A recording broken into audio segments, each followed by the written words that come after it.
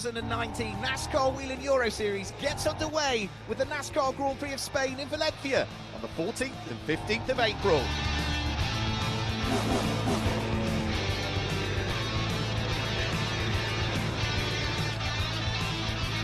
Last year, fans flocked in their thousands to soak up the sun and see some pure racing, some NASCAR racing.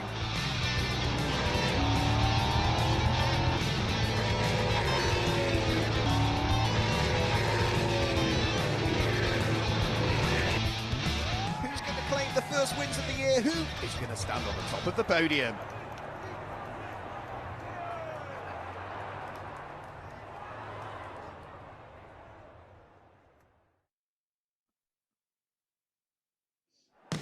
Welcome back to Circuit Ricardo Tormo here for the NASCAR Grand Prix of Spain. We are situated just 20 kilometres away from Valencia, and you can already see the enormous popularity that the NASCAR Whelen Euro Series has here. This is round one of the championship that we will see. The Elite One drivers are on the grid at this fantastic circuit named in honour of the two-time 50cc motorcycle champion Ricardo Tormo, who was a native of Valencia. The likes of Dani Pedrosa and Jorge Lorenzo have all won races here. We've seen World Series by Renault, World Touring Cars, German Touring Cars, but it's the NASCAR Whelen Euro Series that we are absolutely focused on throughout the course of today. I'm delighted to say we're about 3 minutes away from the national anthems being played, but joining me in the commentary box, I'm absolutely delighted to say I've got Jennifer Jo Cobb joining me. Do we call you Jen? Do we call you Jo? I don't know, but welcome along.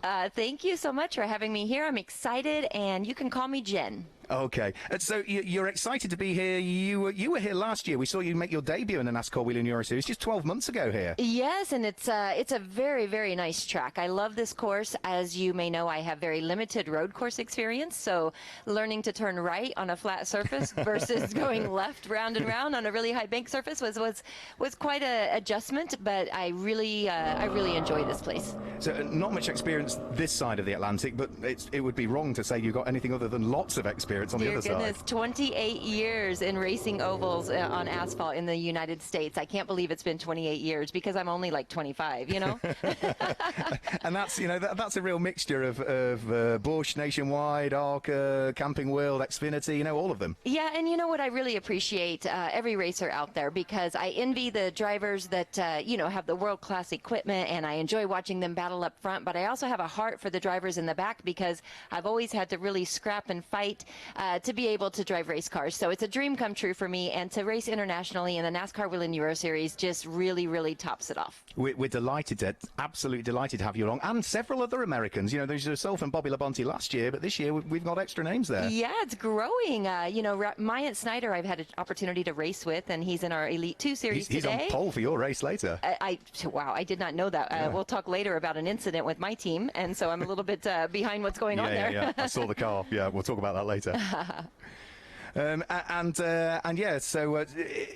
It's nice to see that it's growing in popularity. It's great that we are NASCAR's only branded series this side of the Atlantic, and it's important for us to be part of that NASCAR family. It is, and I will tell you that the sentiment in the United States is that everybody is very interested in what's happening in the NASCAR Whelen Euro Series. They ask us all the time about it. I know Bobby gets calls from some really big names, and they're very curious. And so I just want to reach out and invite those drivers that it is an absolute fantastic experience, and I think we need to see more drivers on both sides crossing the Atlantic Ocean and coming to the U.S., and then the U.S. coming to Europe. Well, that works beautifully with the driver exchange program, doesn't it? We've got the Peaks NASCAR Mexican champion Ruben Garcia Jr. on the grid for this very race as part of the NASCAR driver exchange program, and it will see our champion from this year head over to the Mexican finale. Yes, and so I think that there's drivers also in the Canadian series that maybe the Penalties. Yes, in the Penalties series. All right, it's time now for the national anthems on the build-up to the Elite One race.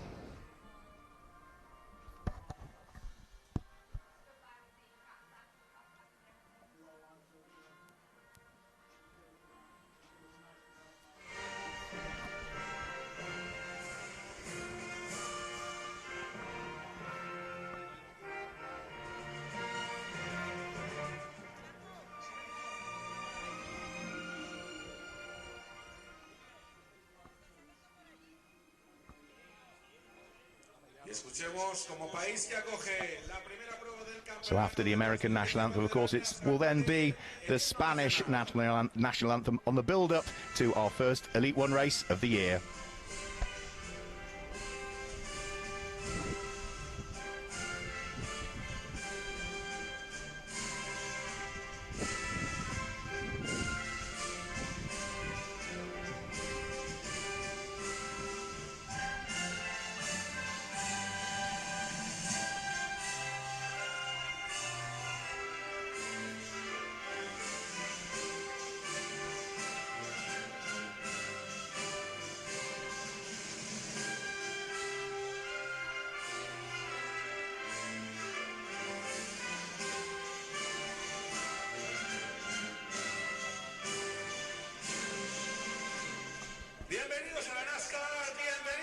So the build-up continues, this enormous crowd here at Circuit Ricardo Tormo in Valencia. And remember, this is just the first day of competitive action. Even more scheduled to flock here tomorrow. The VIPs now beginning to leave the grid, which will just leave the team members and the drivers on the build-up to those infamous words that we'll hear in approximately 7 minutes' time. So the circuit here at Ricardo Tormo is a 14-corner circuit. And I think we can show you just quickly the layout to this undulating 4-kilometre circuit that we have here. So 4 kilometres, there are 14 turns, and the most difficult one, a lot of the drivers are saying is, and Joe will maybe have an insight into this, or sorry, Jen will have an insight into this, turn number 2, heavy braking area, and particularly into turn number 11, where it's very easy to snatch the brake. Oh, turn number 11 is a monster there. The problem also lies in the fact that it's a very slow corner, and there's a ton of rubber already on the track, so it produces very, very slick surface, especially when the sun, the beautiful sun, is beating down on it.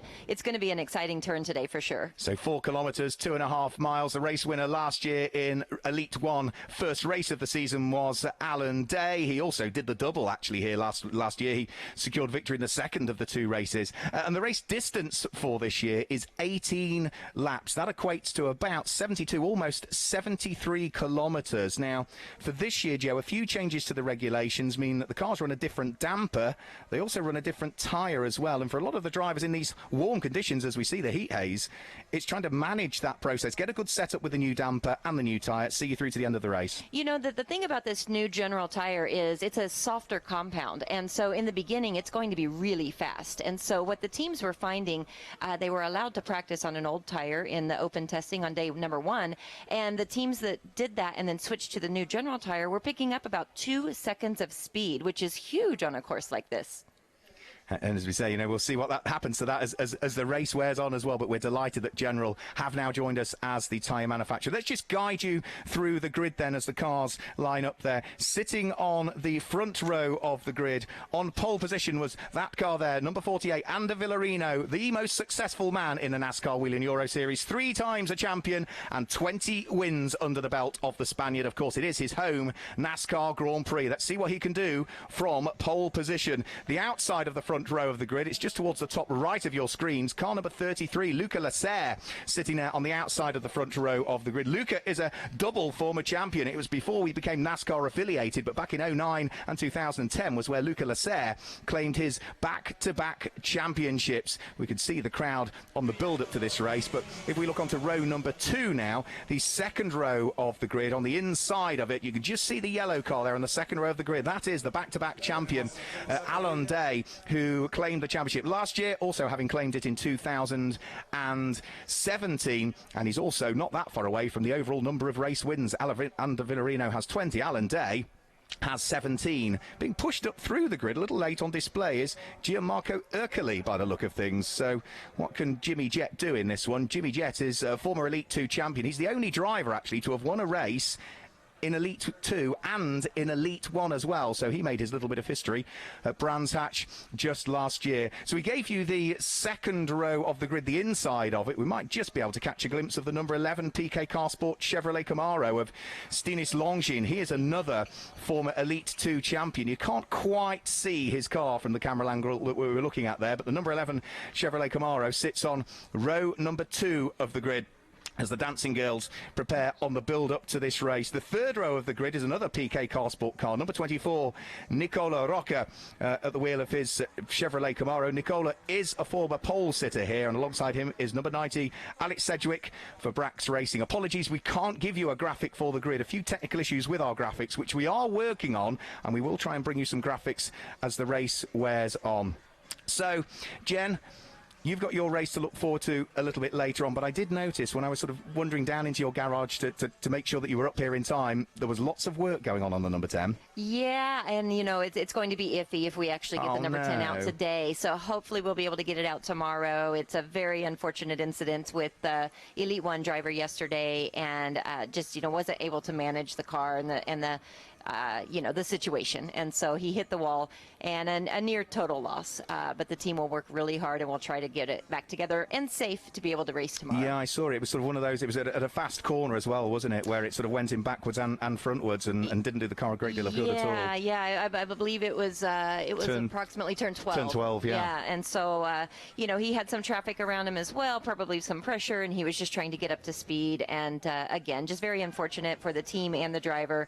And then you know, that's the thing about this series. You are absolutely reliant on your teammate to take care of your equipment so that you can race. And so not only do these drivers have the pressure to run their race, but they have the pressure to take care of this equipment for the next race. It's sort of a similar dynamic to endurance racing, where you share the car with other people, but you're sharing it here with a driver who's in an entirely separate race. But all of that is also to try and keep costs down, because as NASCAR are well aware, the American market is different to the European market, and therefore they reflect that. Yeah, absolutely. Yeah, you know, I think that it's wonderful that you can take the cost of one race car and spread it amongst two, sometimes three drivers when the Elite Champ Series is in town. So I'm going to put you on the spot here for the first time. Who's your money on? Who do you think of what you've seen from the drivers in the free practice sessions yesterday and in qualifying? Who do you think? Because it's a tough call, isn't it? With so many drivers, more than capable. It is a tough call. I know that Villarino is the favorite, and it would be nice to see him win in his home track, in his hometown.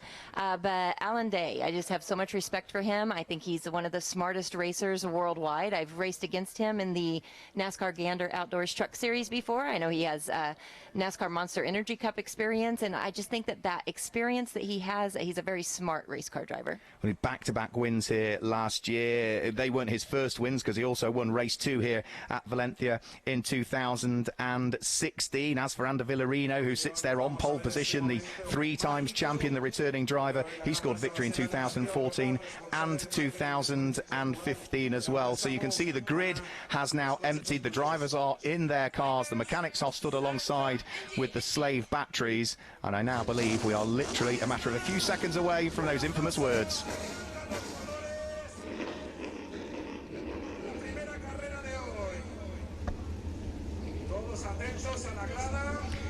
So, about 15 seconds earlier than expected, but they're excited. They're so excited. They can't wait. Neither can we. Neither can we. So the grid is being cleared, and just to run you through again, the red and yellow car on pole position, Ander Villarino. The black car alongside Luca Lasser. Row 2 of the grid, the yellow car is Alan Day, and the grey and blue car is Stinis Longin. The next row of the grid, row number 3, the number 24 car, black with its day glow flashes to it, is Nicola Rocca, and alongside is the blue car with the red and the white, number 90, the Brax Racing car in the hands of Alex Sedgwick. And just to give you the next row of the grid, number 3, it's a beautiful metallic gold wrapped coloured, 3-times runner-up in the championship, the hugely competitive Frenchman for RDV competition, Fred Gabion, lines up alongside the number 27 car, largely white with the black roof, in the hands of the former Elite 2 champion, which is Tomer Ferrando. So that gives you the first few rows of the grid. A record entry list this weekend, and the European NASCAR Championship keeps making history as well. NASCAR Cup Series champion Bobby Labonte on this grid. Formula 1 champion Jacques Villeneuve, who won the Indy 500, of course, also on this grid. Alan Day and Ander Villarino and Luca Lasser, all former champions on the grid as well. Add into that Mexican NASCAR champion Ruben Garcia Jr. and Le Mans winner Christophe Bouchou, and we have a quality field of drivers heading around this 4-kilometre circuit, and as you would expect, Joe, weaving from side to side. Ambient temperature quite warm out there, but there's still work to do warming the general tyre, but also warming the brakes on these. Absolutely, and you know, this general tire is it's so new for everybody, and so it's going to be so interesting to see how much rubber it will pick up. I noticed yesterday there was a bit of debris on the track from the new tire, and so when those tires get hot, and if you get out of the racing line just a little bit, you're going to pick up all of that debris, and it's going to really affect your next 2-3 corners until they can get that tire cleaned off again. What for you as a driver? We talk about the most difficult corner. What's the most enjoyable from your respect? Oh, turn one, no doubt. Very, very fast corner. You get all the way up to fourth gear. The only time that you're able to get all the way up to fourth gear down that long front straightaway, and you can take turn one much faster than you think you can. And on this general softer tire, I know these drivers are going to feel like superheroes. You always feel like a superhero when your tires are brand new. And turn one is going to be really interesting, as it usually is, but I think even more so today. Is it one of those corners that you always feel as though you can take it that little bit faster? Oh, absolutely. Yeah, I thought it would be. And I don't know if this is a new rule, but let me tell you that a problem, and I don't really know what the penalty is. I should have probably find out before my race, but there is a line going into turn one, and they have said that you are not allowed to cross that line. And so in every other turn on this racetrack, you're allowed to be on the curbing, but not entering in turn one. Is that because of the pit lane exit, I assume? You know, I'm not sure. Yeah. I think that the drivers, if you give them a little bit, Philip said in the meeting earlier, he said, if we give you a finger, you're going to take the whole arm. And so if you allow a little bit, then perhaps, yes, it's going to get out of control. That'll be Philippe Godet, who is the race director here for the NASCAR Whelen Euro Series. The first corner is Aspar. You're down to third, aren't you, for Aspar? From fourth down to third. And from fourth down to third, and you know, it's a hard braking corner, but you drive way deep into the corner. You brake way later than you would imagine you need to brake. So that's Aspar. From then they head up the short straight up towards the left-hander at Dewan, which is turn number 2, down to second gear for that one. Pick up third gear as you head in towards turn number 3. That's unnamed. That's a left-hander, and then from there it's down to second again for the right-hander at Nicole Triol. Stay in second as you head round through fifth, and then they go uphill towards Angel Nieto, which is a second gear left-hander turn number 6, and turn number 7 is a flat-out left-hander before they then start to get into the infield section again. They're just heading round through turn number 12, which is Champe Areas, which is the fast right-hander that brings them up to this sweeping turn number 13 and up towards Adrian Campos, which is turn number 14. Again, a second gear corner, and you can see this enormous grid of cars, neat 2x2 order. They have to hold their lines side by side with the car to their left or their right, bumper to bumper with the car ahead and behind. And when the lights go green, they have to wait until they get over the start-finish line before they can jink out of those two lines. Buckle up, everybody. We're about to go green with the start of the 2019 NASCAR Whelen Euro Series Championship. It's a good start from Ander Villarino as the cars charge their way over the start-finish line and up towards turn number 1. Ander Villarino is going to take the lead. Can Alan Day get up the inside of Luca Leclerc for second? No, he's down to fourth, I think, Alan Day, but it looks as though for the moment, despite the fact that a few cars are just running a little bit wide, they've all safely negotiated turn number 1. Villarino leads. Alan Day has got the inside of the number 33 car of Luca Leclerc, but he's opened the door and allowed Stinis Longines through and up into second place. So Alan Day down into fourth. That looked as though, Jen, that was a fairly good start with everybody largely getting away with it, I think. An extremely exciting start. They were 4, maybe 5 wide coming down that front stretch, and they all made that fast turn 1 perfectly. You saw somebody go off course there just a little bit, just as we broke away to the leaders now, and look at Alan Day. What did I tell you? Absolutely, running side by side with Stinis Longines. He'd almost got himself up the inside. Can he sneak through as they head up towards turn number 7? He'll have the inside line for turn number 8, and he's going to go through surely. Stinis Longines braving it out. We saw Alex Sedgwick doing this with Bobby Labonte at this equivalent race meeting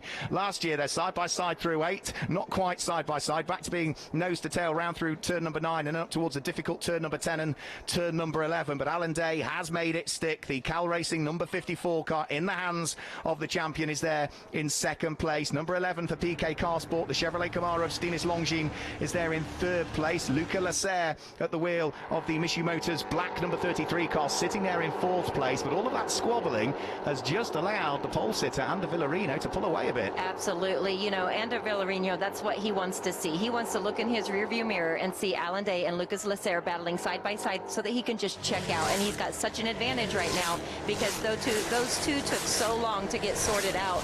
Maybe sometimes as a driver you think, do I give up this position so that we don't let the leader get away? Yeah, so there goes Ander Villarino, and he is already starting to build an advantage at the end of just one lap of racing. He was the best part of 1.4 seconds up the road from Alan Day. It looks as though Luca Lasser is coming under pressure for fourth place. That's Nicola Rocca trying to go through, and that is the 27. That is the former Elite 2 champion, Toma Ferrando, that is already out of the race, parked up. Couldn't quite tell where the 21-year-old Frenchman was, but looks as though that's our first casualty of the race, Jem. Yeah, he's gone off course, and at that point, there's really nothing you can do but to get safe with the stewards and become a race fan at that point. Yeah, he'd rather be part of the race than watching Absolutely. it. Nicola Rocca going side by side with the 90 Brax racing machine in the hands of Alex Sedgwick, but Nicola Rocca's got the inside line and should squeeze his way through on the run up towards turn number 8 where they're going now. Now Sedgwick needs to close the door and prevent the number 3 RDV competition car of Fred Gabion working his way through. Gabion sits behind that beautiful gold livery. Is a wonderful one to spot in this sunshine that we've got here at Ricardo Tormo. After Fred Gabion, it looks as though it's the number 9 car of Gianmarco Ercoli. That was the car that was sort of late being pushed up onto the grid. It did have gearbox issues in the qualifying session for the Elite 2, so it may well be that they were sort of still working on that car until the last few moments, Jem. You know, if you ever get, you're talking about the beautiful number 3, the RDB competition team. I don't know where they get their paint, but I'm going over to import it into the U.S. because also equally beautiful is the number 36 driven by Ulysses Delso. Yeah, Ulysses Delso, yeah. Yes, both cars, just absolutely stunning paint schemes. So that's 2 laps chalked up now. Ulysses Delso, yeah, sister car to Fred Gabion. He won the Elite 2 championship last year, and as many drivers do, stepped up to Elite 1 for this weekend. But Ulysses is running down towards the bottom of the top 12 currently by the look of things, whereas his teammate Fred Gabion is inside the top half dozen, but under pressure from the number 9 car of Gianmarco Ercoli, who is bringing with him the similarly liveried car behind. And that is another problem. That's Ant Wharton Eels that is out, the reigning mini challenge JCW champion. Ant Wharton, he's been quick, hasn't he, Ant? He has. Ant is from the UK, as you can see, that beautiful British flag there on the side of that car, and unfortunately it looked like a mechanical issue. He's a really, really good driver, really sharp individual. Well, I know that he had a small issue in his qualifying session, lost his best lap. Sean Hollenby, who shares that car with him and runs in Elite 2, actually had brake failure in his qualifying session. Oh, Luca Lasser looking to try and close the door on Nicola Rocca, but Nicola Rocca's already got his nose up the inside, and the Frenchman has to give way to the Italian. So Rocca is through. That means Luca Lasser has now dropped down from 4th position into 5th position. He's trying to attack, but he needs to be conscious that he might have to defend as well, because the next car is the blue car queuing up behind him, which is Alex Sedgwick. After Alex Sedgwick is Fred Gabion, then Gianmarco Ercoli ahead of Francesco Cini, and then after that it's Jacques Villeneuve by the look of things. You know, it's really exciting to have Jacques Villeneuve in the series. I know everybody is trying to catch a glimpse of him. He's been a little bit elusive in the garage area, but you know, just an absolute legend of a field here, and it's exciting for everyone. And I'm sure that these cars are probably much different for him to drive. He was saying yesterday, I know he's tested this car, but he did say there's a lot still to learn. So for somebody that's won championships in Formula One, in Champ Car, he's won the Indy 500. We've seen him in NASCAR in the past. You know, he's still got a lot to learn. The one thing I've learned about Jacques Villeneuve this weekend, the photographs of his eyes, they are that colour. Wonderful eyes, that guy's You know, got. I have never been close enough to see his eyes. I'm going to go check it out. But a very likeable chap who's got a lot of time pressures this weekend, understandably, but he has given us the time that we needed to catch up with him and have the conversations that we need to have with such a superstar. And it's great to see that he's part of the championship this year. There goes number 3, Fred Gabion. He is still currently down in 7th position, the number 3 car, under pressure from Gianmarco Ercoli. Remember that driver of the number 9 car, Ercoli, is a former Elite 2 champion. He was back in 2015 that he won the Elite 2 championship, has stepped up to Elite 1 since. And remember, he's the only driver that's won an Elite 2 championship and then gone on to win an Elite 1 race. So he is unique in that respect, and he's pushing hard at this stage. So we are now, 15 laps remaining. Ander Villarino, we've not seen a great deal of, because lap after lap, he's just pulling away. You can see there is the gap between the Spaniard and the Israeli, and to the naked eye, has that come down over the last lap or so, Jen? You know, I think perhaps it has, and this is what I was going to say. With 15 laps remaining, I think it's still early to see what this tire is going to do. As you see the 77 right there almost get off course, and so as a driver, I'm watching and thinking, what is going to be the violation and what will the consequence be afterwards? Yeah, that was Alexander Graf, the Swedish driver for Racing going door to handle with, I think that was number 1, wasn't it? Ruben Garcia Jr. So that's a good little fight that is going on. Yeah, it was actually Graf getting ahead of Ruben Garcia Jr. That order has shuffled compared to the previous lap. But you were talking about turn 1. Nicola Rocca sort of was almost on the limit there, was he not? Absolutely. You know, I've seen a few of them touch that line. And so, like I said, I think it's going to be very interesting. We were talking about how in the NASCAR Beat Mexico Series, I think their last race, they had the podium set 1, 2, 3, and they had to go pull number 1 off the podium because of a violation. So sometimes when the race is over, it's really not over. No, absolutely, yeah, until that official document is signed off, and then all of the subsequent technical specifications and checks are done. You just never know. That happened, I suppose, last year to Alan Day at Franciacorta. Took the checkered flag first, stood on the podium, but there was some sort of technical issue with the car, so he was ultimately disqualified from that. Otherwise, he would have won the first 4 races of the season, but he did the best possible thing after that, came back with a bounce and won the next race, which is the way to do it if that sort of issues befalls you. Nothing sweeter than revenge. We're having a good look at Roman Iniesta at the wheel of the 88s there. He's beginning to close in on Jacques Villeneuve now. Jacques Villeneuve also under pressure from the deck-swept DF1 car of Christophe Bouchou. There's the other car you were talking about, we saw briefly there, the number 36 of Ulysse Delceau, the gorgeous livery that RDV Competition and Frank Viola and the team have come up with this year. So I'm not sure if it's coming across, but you can see that it's a chrome and it acts as a mirror. And I wonder if that could be a strategy. If it was a really bright sunny day and you could sort of blind the driver behind you.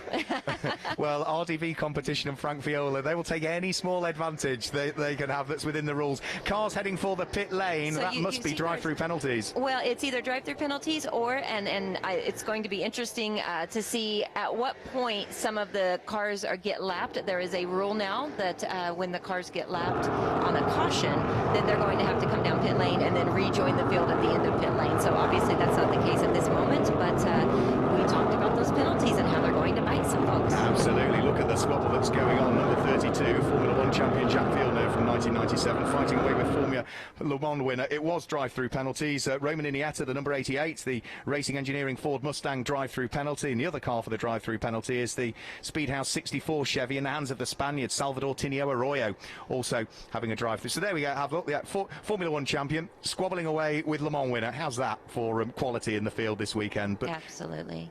I think your TV cameras caught that violation on the 88, on the last lap, and so great job down there, TV crew.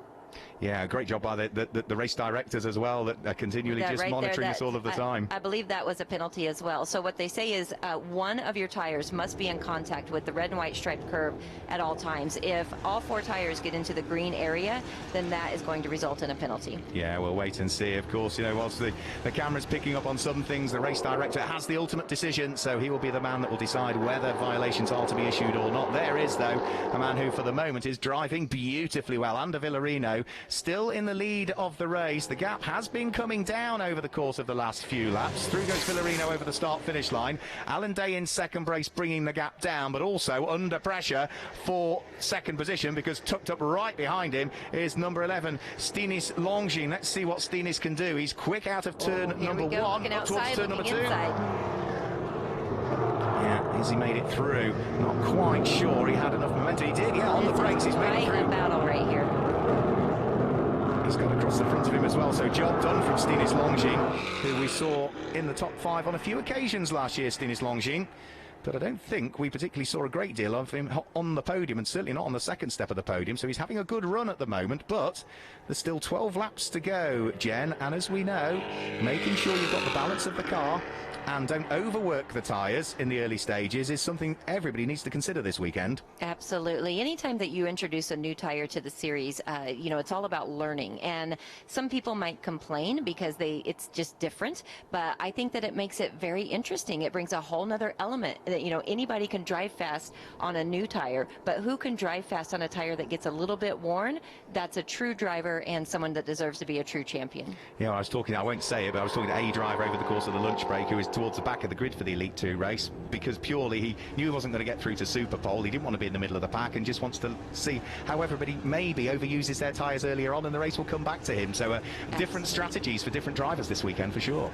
And they will learn so much from this this race here at Valencia in the Valencia NASCAR Fest, because they'll be able to take the data from this race and transfer it to the rest of the season. And so these teams that are here, these drivers that are here today, that get to transfer to the next race, are going to have such an advantage and so much knowledge. Interesting possibility coming up over the course of the next few laps, because the race leader, which is Ander Villarino, is beginning to close in onto the first of the cars that he might need to lap. It's going to be 5 or 6 laps before that happens, but that car is his teammate Romain Iniesta. Now, one would imagine he's not going to make it overly difficult for the race leader to go by. He might not be quite as easy, allowing Stinis Longines and Alan Day to put a lap on him, so that could be for consideration. Well, and something that I mentioned earlier is, as there's debris outside of the groove, outside of the preferred racing surface, is a lot of debris, and so that could play a part in how much room the lap traffic gives the leaders as they come by.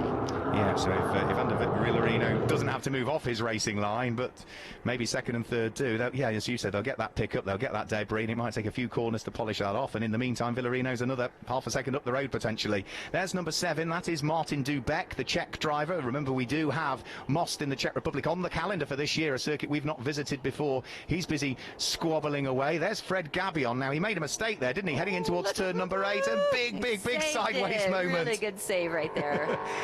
How much opposite lot was Loris Hazeman's having to put on there, Jen? You've driven these cars. That looked rather sideways to me. You know, I talk about tires so much, but they are the cornerstone of these cars. And this tire, compared to what I race in the U.S., this is what we call a bias supply tire. And you can do that. You can get sideways in them, and I love it. It's something that makes this series so much fun to drive. So that bias supply general tire held for him. He was able to save it and slide it, and that's a real driver right there. Yeah, hugely talented. Loris Hazeman's trying to hunt down last year's runner-up in the championship, which is Fred Gabion, but for the moment there is no way for the junior trophy champion from last year to try and squeeze his way through. So over the start-finish line they go again. We're side by side further back. I think that was Francisco Cini and Christophe Bouchou who were side by side just behind this pair that we're looking at now, but Gabion still hanging on to the place. Loris Hazeman's trying to unpick the Frenchman, and this time he's got the inside line up towards turn 3, Joe. You know, he lost that position and he said, nope, I want it back. Here we go. Get out of my way. I'm coming through. Yeah, he's made it through further back. Francisco Cini, Christophe Bouchou and Jacques Villeneuve all getting together. So Bouchou got ahead of Jacques Villeneuve a few laps ago. They've now caught the number 12 Solaris car ahead and are putting the Italian driver at the wheel of his Camaro under pressure at this stage. So that's 3 all busy squabbling together. That's 4 places down towards the bottom of the top 10 at the moment. So what's that? 3, 6, 9. Yeah, that's going to be for 10th, 11th and 12th places. And has Christophe Bouchou got a run on Francisco Cini? He's got a very good run heading round through turn number 7. Is he going to get the inside line for turn number 8? He's a bit far back.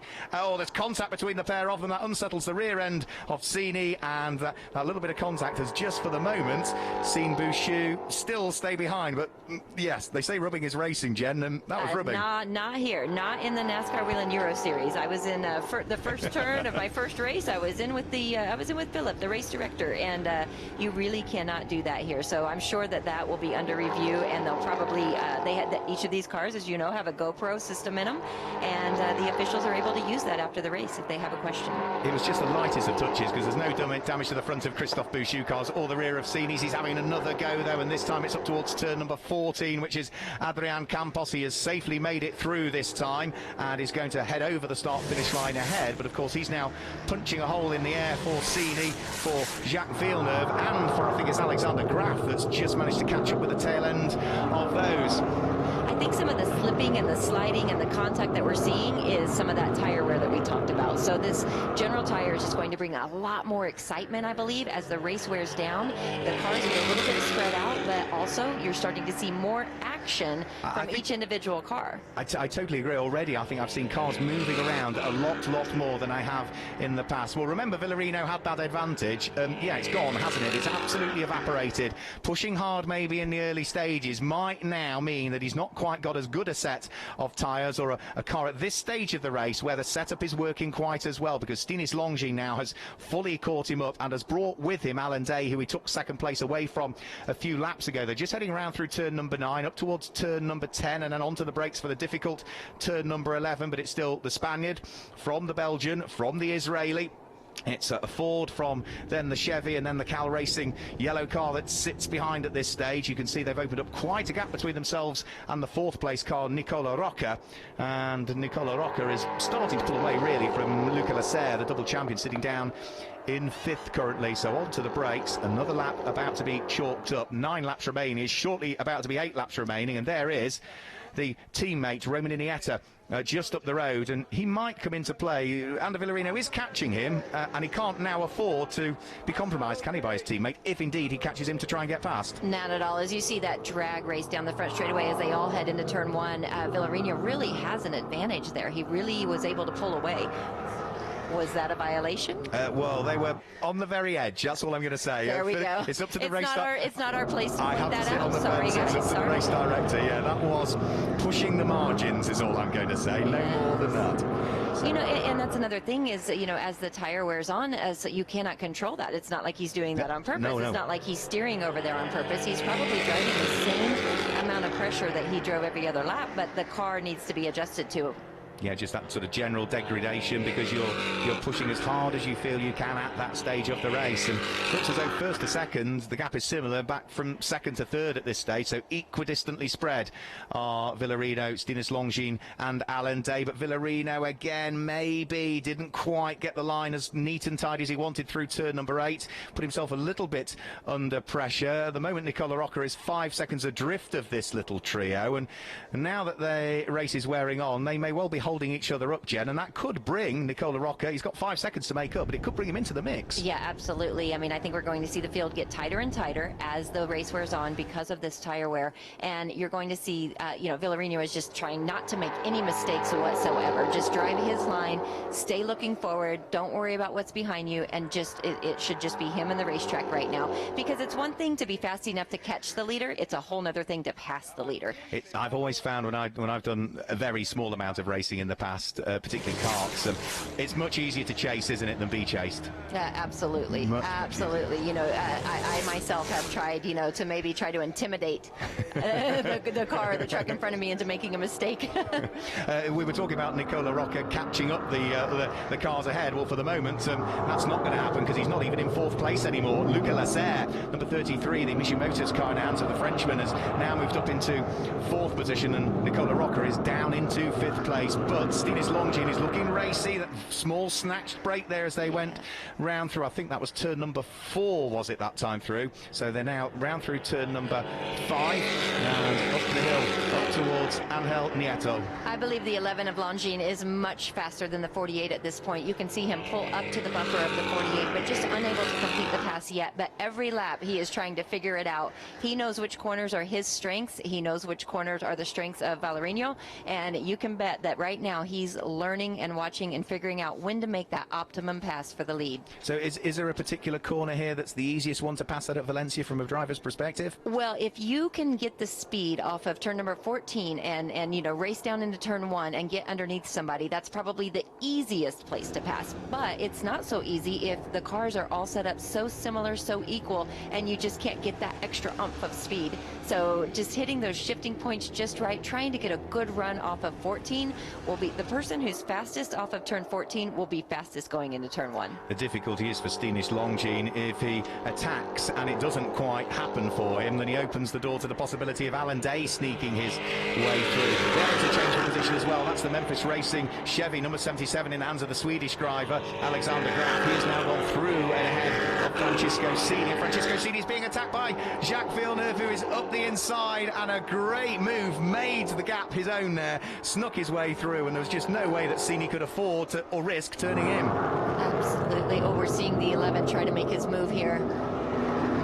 Meanwhile, you know, Alan Day, he's sitting back there saying, okay, I'm waiting for you two to make a mistake, and then I'm coming on through for the lead. Yeah, it's a very, very calculated driver is Alan Day. That's taking nothing away from Ander Villarino or Stinus Longines either, as they work their way up towards Angel Nieto, which is turn number 6, the second gear, left-hander. From there, they squirt the throttle and shift up through the gears, through the fast kink at turn number 7, before they're onto the brakes again, the downhill braking area, off camber as you go through it, which is Bernard Martinez. So that's where they're heading now, round through that left-hander. We have 6 laps still remaining. First, second and third back to being reasonably equally spread at this stage of the race. In 4th place, Luca Lasser is not making any inroads into this lead trio because he's still trying to palm away the attentions of Nicola Rocca, who is in 4th place. 5th place is Alex Sedgwick, number 94, Brax Racing. Then it's Loris Hazemans, Fred Gabion, Christophe Bouchou and Alexander Graf, I think, now that completes the top 10. Black and white warning flag going out, so that will be, Joe, something that has attracted the attentions of the officials, and that is track warning limits for 3 cars. They have to now stay within those confines of the track, otherwise they'll get a drive-through, surely. As we get a shot of turn 14, you're seeing a lot of cars have to come down pit road for that penalty drive-through, and it's something that I kind of predicted would happen. I feel like much more so than last year. And they are very consistent with the application of the rules, I've got to say, and it's clearly pointed out, and I don't think there's a lot of sort of grey area the way that the briefings are given. So it's the drivers know, and one of those drivers that has to be careful is the car in 2nd place, because Stinis Longy, number 11, being forewarned with regards to track limits. He's not the only one, because Fred Gabion, who's inside the top 10, the number 3 car in the hands of the Frenchman, the 3 times runner-up in this series, also being forewarned for track limits, and the other one is also inside the top 10 as well, which is ex-Le Mans winner Christophe Bouchou for the Deck-Sweat DF1 team, number 66. You know, I don't know if I'm supposed to share this inside information, but in the driver briefing this morning, Philip told us that there were over 113 penalties handed out yesterday. 113 among Elite 1 and Elite 2 drivers. I laugh with the number, but you don't surprise me, because the radio traffic yesterday was pretty constant with whatever car number lap deleted track limits. So it's not a learning curve, you know. The ground rules were set, and as you say, you know, it is difficult as Villarino again locks that unloaded wheel heading in towards that hugely difficult turn number 11. But as you say, you know, the drivers doing what they're doing the previous lap, but the tyres now, as they get more wear in them, just aren't having it to the same degree. You know, from this point on, 5 laps to go, I feel like you're going to have a much different car every single lap. So fastest lap at this stage is a 1 minute 41.125. We're is the really best lap not we've seeing had. the speed fall off at all. No, it's staying consistent, isn't it? Yeah, absolutely. That's a good thing. That's a really good thing. If you think that the pole time for Villarino, it's actually Alan Day that in the session, if you were watching online, qualified on pole, but that lap was subsequently taken away. That was why we saw, if you were watching qualifying and you're confused why Villarino started from pole, yeah, there was a transgression on his fastest lap, and which means that Villarino qualified on pole with a 1 minute 40.6, and at this late stage of the race, they're only half a second off that. Yeah, that is absolutely surprising to me, but that is a very good thing. That's a really good testament to this General Tire, and the fact that they, you know, they've got it right. You know, they build a specific tire, you know, for these cars, for these series, for the weight of the cars. Woo, that was fun.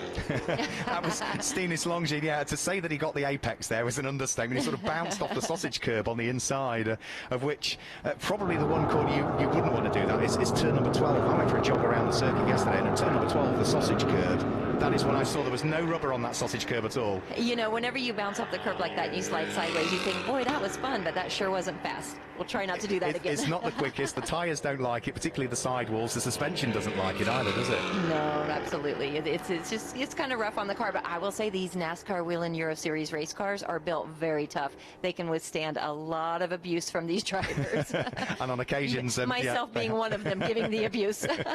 On occasions they have to. Great little fight going on here. This is again inside the top 10 for almost the last 3 places inside the top 10. Number 50, Loris Hazemans, so the Dutchman under pressure from the Frenchman, being chased by his fellow countrymen. So Hazemans from Gabion, from Christophe Bouchou, turning their way through that difficult turn number 11, up towards then turn number 12, the very, very fast and daunting Champihieros, which is a 3rd gear corner, is it not, Joe, as you then start to climb uphill?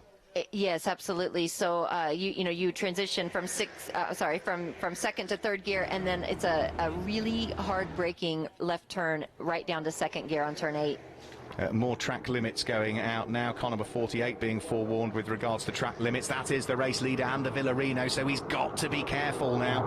He's not the only car on that lap that received a track limits warning, because the other one is Francisco Cini, and Francisco Cini has lost out to Jacques Villeneuve a few laps ago. Villeneuve, I think, hovering around the top 10 at the moment. The screen I've got in front of me doesn't quite show the positions they're in. Villeneuve's in 11th, right, okay. So from Villarino sort of having lost a little bit of time, do you think maybe he eased his pace a little bit, and now the car's coming back to him, because he seems to be just pulling away, not a huge amount, but there's another half car length of daylight? Well, in the beginning I wondered if Lasser and Alan Day weren't doing some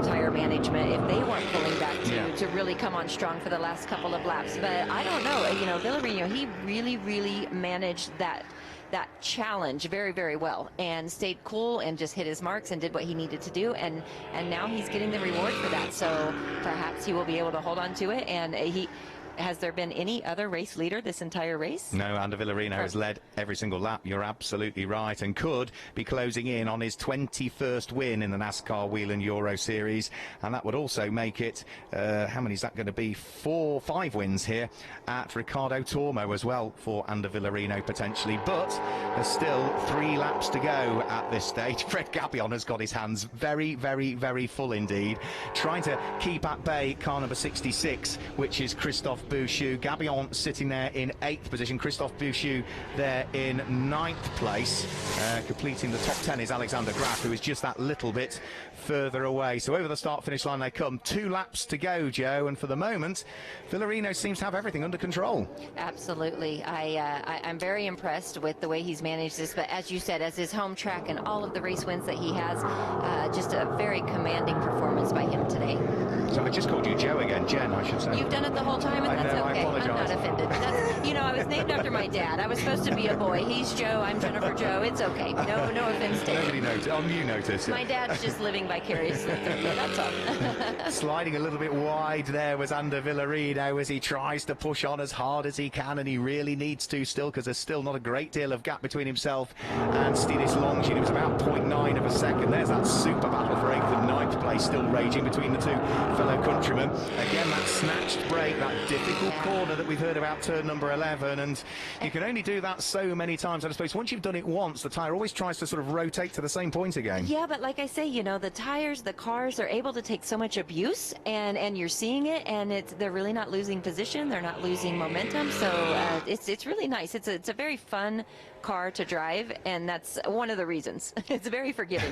Such has been the battle between Fred Gabion, number 3 at the wheel of the RDV competition Chevy Camaro, and the number 66 deck swept car, which is the similar Camaro of Christophe Bouchou. They have now lost a little bit of ground, I should say, to Loris Hazemans, who was probably about an extra quarter of a second up the road over the course of that particular lap. I think Alexander Graf, the Memphis Racing number 77, is beginning to close in as well on the 2 Frenchmen ahead, so we could have a trio squabbling away as over the start-finish line, ready to start what is, I think, the final lap. We didn't see the white flag from the gantry, but I think that's just 1 lap remaining now between Ander Villarino and potentially a return to the championship after a break away and victory. And I've got to say, you know, whilst it's still the same championship, there's a lot has changed to the car since we last saw Ander Villarino behind the wheel of it. So to come in this weekend, Jen, sets the best combined time in free practice, which allowed him at the front of the queue this morning out into qualifying, set the fastest time in qualifying to lead every lap of the race and grab a win. Would be a very good start to the year, wouldn't it? Yeah, we're just going to say he has a very clean windshield right now. Very much so, yeah. There has been nothing thrown into it because, yeah, he's been at the front of the pack all of the race so far, and he's just now turning his way up towards the braking area for Bernard Martinez, which is turn number 8. That's where the circuit sort of starts to descend downhill again. You can see the tail end of the car just moving around on him then as he flicks through 9 and through 10. This is where they lock the brakes if they're not careful. Nice and neat and tidy though. Grabs the apex at 11 from second, squeeze the throttle up to 3rd gear and up towards that fast, daunting right-hander at turn number 12 where he is heading now, and it sort of looks as though it's settled down now, doesn't it? Stinis Longin and Alan Day have given up the fight because the fight isn't worth having, is it? Absolutely. There's another race tomorrow, so they'll learn from today, and they'll come back tomorrow hungrier than ever to try to catch Villarino and maybe take away the crown. So here we come up towards the start-finish line. Ander Villarino is going to head over the start-finish line, receives the checkered flag. He claims the first win of the season in the NASCAR Whelen Euro Series Elite 1 division. Stinis Longin comes through and finishes in 2nd position. 3rd is going to go the way of Luca Lasser, who goes over the start-finish really line. Good battle for 5th coming up here. That is a... Well, no, there we go, yep. It's Nicola Rocca, isn't it, fighting away with Alex Sedgwick, and that is actually for the lead of the junior trophy. So that's for the young drivers entered into Elite 1, and that was a very close battle. Well picked out there, Jen, because, yeah, that was 4 honours as well in the junior trophy, which which goes away of Nicola Rocca from Alex Sedgwick. Loris Hazeman's is the next of the cars through as well, and then it's Fred Gabion, Christophe Bouchou and Alexander Graf that complete the top 10. Apologies, I'm not sure we're going to get the graphic of the finishing positions. We have had a few issues with the graphics, so if they do come up, fantastic. If they come up and don't quite look as clean as we'd like them, there's apologies in advance, but it is an issue that we are working on. Well, they are a new team to the championship, Jen, but for Race Engineering, who've been hugely successful throughout Europe and have claimed lots of championships and were runners-up in the European Le Mans Series last year, their first weekend of racing, 2 pole positions and a race win already. Yeah, very, very exciting, and hopefully my fellow American Maya Snyder can do the same in the next race. I only say that only because I'm not in the race. But Ander Villarino, he'll work his way out to the fan zone, be out behind the garage area, and I think that this is a really, really neat thing that the NASCAR Whelen Euro Series officials have done. They've moved the podium from facing the racetrack to actually out amongst the fans. The top 3 will report out back and on stage, and it'll be quite an excitement. They have the option to do donuts if they wish, but as we talked about, they want to keep the car good for the Elite 2 Series, and then, of course, tomorrow's races as well. They've got to think about the tyre allocation as well, haven't they? Yeah, so there's lots of things. And you're absolutely right. Yeah, we used the main podium at Valencia last year, and we're in the paddock area, which again allows the fans, and that's what it's about. As we saw the families and the crowds earlier on before the start of the race. That's what it's about, isn't it? The accessibility for the fans and the family to come to a race circuit, watch some fantastic V8 racing, some pure racing, some NASCAR racing, and have all of the other off-circuit attractions as well, and get close to the drivers. Absolutely. The fans here are very enthusiastic. They come out in droves, and it's just a beautiful city, a beautiful racetrack right off the highway, and as you drive down the highway, you can just look to the right, or I guess the left, depending on which way you're coming from, and you can look over and just see this magnificent, magnificent track. It is. It's a beautiful circuit. It's a natural amphitheatre, as you can sort of see there as we look back towards the main race control from the grandstands, but the grandstands, which are absolutely full for MotoGP all the way around. There is plenty of spectator facility here, but that man there is going to be heading towards victory lane. Ander Villarino, who is already the most successful driver in the history of the NASCAR Whelen Euro Series, has just added 1 more win to the tally, so that now brings him to 21 wins, and his last win was on the 28th of June 2015, such as his break been from the series. So what a comeback for the Spaniard, and of course it's his home NASCAR Grand Prix. He's going to be a very, very happy but also a hugely proud man, Jen. Yeah, I think that the downtown Valencia will be really hopping with their hometown hero tomorrow night. He can't join the party tonight, but he will join the party tomorrow. One more day of racing. Just to confirm, we were talking about the squabbles coming over the start-finish line. It is Alex Sedgwick actually that claims the junior category trophy from Loris Hazeman's. Nicola Rocca. I was right. Yeah, Nicola Rocca from Alex Sedgwick and Loris Hazeman's are the junior trophy podium, and in the challenger trophy, it's the Finnish driver Henry Tuomala from Mauro Trione and Kenko Miura who are the winners in the challenger trophy. And if you were wondering as to how that is sorted out, well, the junior trophy is for drivers under 25 years of age that are competing in Elite 1, and the challenger trophy is for bronze or silver drivers as graded by the NASCAR Whelen Euro Series who enter the Elite 1 championship. So the circuit is being cleared of cars. The race winner, Ander Villarino, is heading into the victory lane area where Andre is poised and ready to pounce with microphone to grab a quick word from our race winner. But for the first race of the season, Jen, whilst we might not have had many changes of lead, we had some great squabbles through the order. Yeah, there was some absolutely great racing, some good side-by-side racing there, and I think the General Tire held up really well for these guys. And I think largely, we saw a couple of cars retire early on, the likes of Ant Walton-Eels and Tomo Ferrando, but that looked as though that was more mechanical. Incident-wise, a clean race as well, which is what we want for the start of the weekend. It depends. In the U.S., the fans kind of like to see a little bit of action, but I understand things are much different here in Europe. You guys don't appreciate this bumping and banging like we do in the U.S. Well, when the drivers are sharing the car as well, we want to see them all. Tomorrow's maybe a different story. We'll wait and see. It always comes back to that, huh?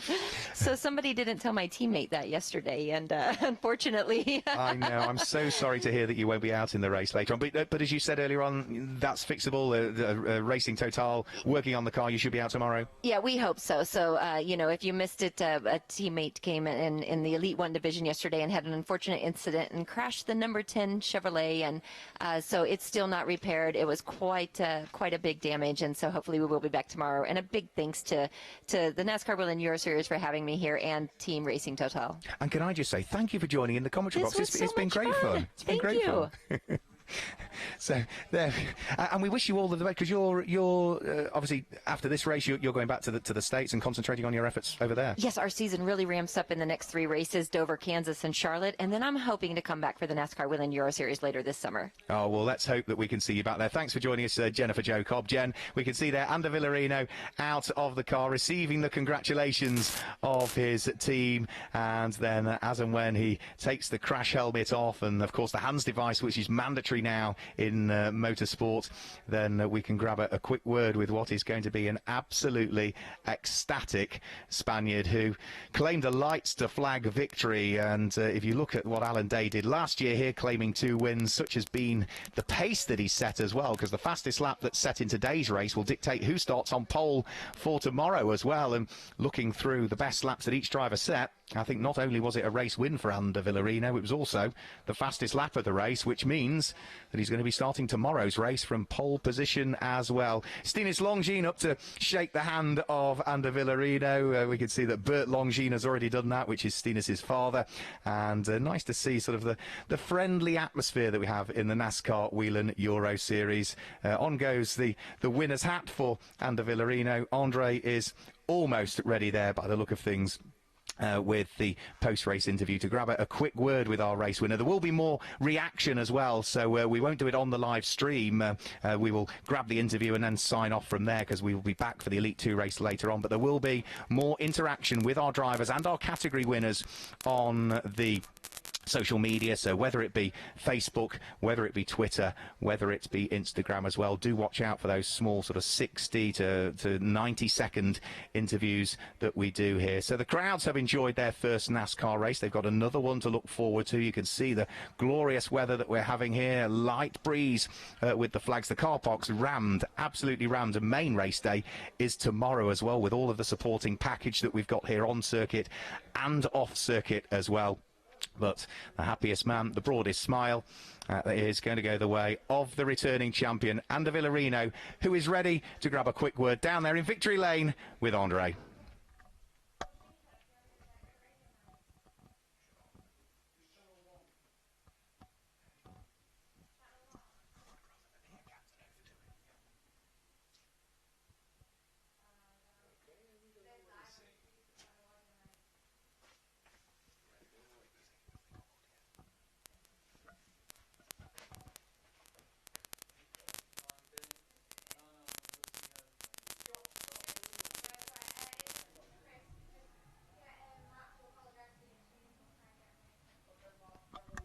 So apologies, ladies and gentlemen, small technical issue there with the interviews. We will try and work on that over the course of the next few hours when you come and rejoin us again for the Elite 2 race. Again, because you're just here, so again, I'll just say thank you very much, Jennifer Jo Cobb, for joining us. And that was good fun, wasn't it? You're going to have to kick me out. I'm just sitting here in amazement. No, don't want to leave, but thank you. Have a wonderful day, and everybody enjoy the rest of the weekend. And we'll wish you all the very best tomorrow. So that's all for the moment from Circuit Ricardo Tormo here in Valencia for the NASCAR Grand Prix of Spain. Don't forget, though, you can join us later on. Another race still to come later on today for the Elite 2 division. That is scheduled to go live on the stream at 16:45 Central European Summertime. If you're watching over in the US, well, thank you for getting up early and watching this race, but you can join us for the Elite 2 race at a slightly more acceptable 10:45 a.m.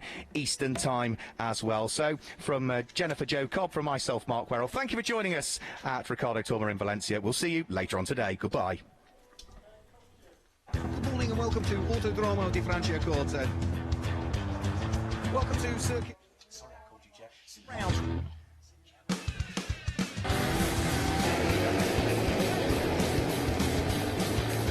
It's all very tight up towards turn 1.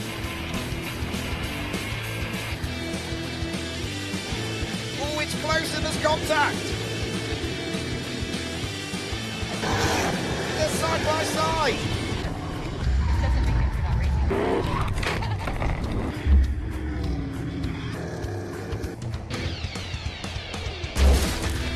When the checkered black ball race is done. It's always time for celebrations.